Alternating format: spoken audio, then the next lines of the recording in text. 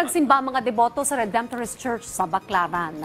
Sinamantala po ng mga nagtitinda roon, ng mga vendor, ang dami po ng tao para sa kanilang negosyo. May live report si Bien Manalo. Bien. Rise and shine, Diana. Ngayon ay araw ng Miyerkules at Baclaran Day. Kaya silipin na natin ang sitwasyon dito ngayong umaga. Tulad ng inaasahan tuwing araw ng Miyerkules, dagsa pa rin ang mga deboto dito sa Redemptorist Church. Marami sa mga deboto ay maagang nagtungo rito para maiwasan ang siksikan. Isa na riyan si Nanay Demetria na mahigit 6 na dekada ng deboto. Dalangin at pasasalamat ang kanyang handog para kay Berheng Maria.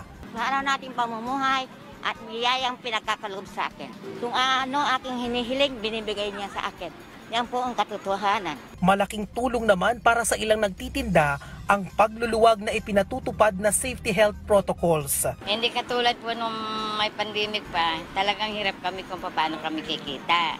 Isa ngayon, medyo lumuwag, kumikita na rin kami kahit na matumal, kahit na paano nakakaraos. Nadatnan pa ng aming team ang mga lalaking ito na namamahagi ng pagkain sa mga tao sa paligid ng Baclaran Church. Ito'y bilang bahagi raw ng kanilang panata. Bago pumasok sa loob ng simbahan, ay pinapayuhan pa rin ng mga deboto na magsuot ng face mask. Meron pa ring live broadcast ang misa sa mga social media platform ng Baclaran Church para sa mga hindi makakadalo sa misa.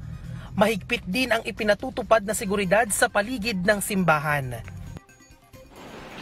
Dayan, nagpapatuloy ang misa ngayong umaga dito sa Baclaran Church. Samantala, Dayan, maluwag pa naman ang trapiko dito sa kahabaan ng Rojas Boulevard. Ito yung papunta ng Maynila, no? At maaliwalas pa rin naman ang panahon. At yan muna ang update dito ngayong Miyerkules ng umaga. Balik sa iyo, Dayan.